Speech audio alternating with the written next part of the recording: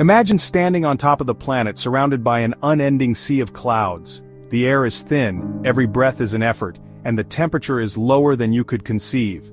This is the account of how I climbed the world's tallest mountain, and believe me, it was insane. Mountains have fascinated me since I was a child. Watching videos about renowned climbers and reading stories of daring climbs inspired me to one day climb Mount Everest. But what's the difference between daydreaming and accomplishing it? Two quite distinct things. Everest is more than simply a mountain, it's a beast. The trek is lengthy, the height is dangerous, and only the strongest survive the ascent. So I began training. Months of strenuous exercise, high-altitude training and endurance tests. From lugging a large rucksack up hills to training in frigid temperatures, I prepared my body and mind for what was ahead. After months of preparation, it was time to start. I flew to Nepal, where I met my crew of seasoned mountaineers, Sherpas and fellow climbers from across the world. Before reaching Everest, we had to walk to base camp. This was no ordinary climb. It was a tough 10-day trek across rocky terrain, high heights and terrible weather. Every day we walked for hours, crossing suspension bridges, passing through little settlements, and witnessing the terrain change significantly as we ascended. Finally, we arrived at Everest Base Camp, which would be our temporary home for the next 2 weeks. But this was only the beginning. Climbing Everest is not about climbing directly to the summit. The body requires time to acclimate to high altitudes, so we had to spend weeks acclimating. This involved going up to several camps and then returning down to allow our bodies to adjust to the severe climate. Some days were awful. The air was thin, every stride seemed like a marathon, and altitude sickness was a constant concern. However, nothing prepared us for the actual challenge, the death zone.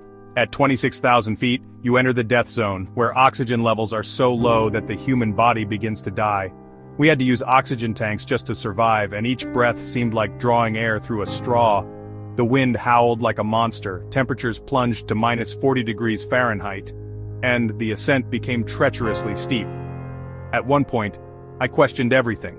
My legs shook, my lungs screamed, and I could hardly move. However, giving up was not an option.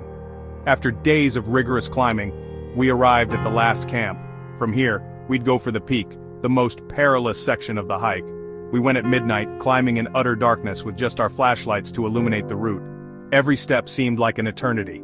The iconic Hillary Step, a nearly vertical rock wall near the top, was the final major difficulty. But when the first rays of sunrise struck the mountain, we saw it. Mount Everest's summit. Reaching the peak was the most surreal experience of my life. I was standing on Earth's highest point, staring down at the planet below. The sensation was indescribable, a combination of delight, tiredness, and sheer astonishment.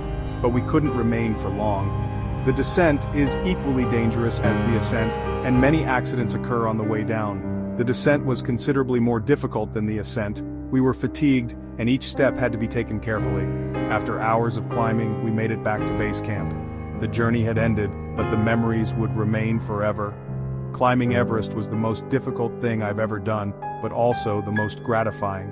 It showed me that with persistence, patience, and the proper team, everything is achievable. So, would you ever climb Everest? Let me know in the comments. Don't forget to like, subscribe, and click the bell for more wacky experiences.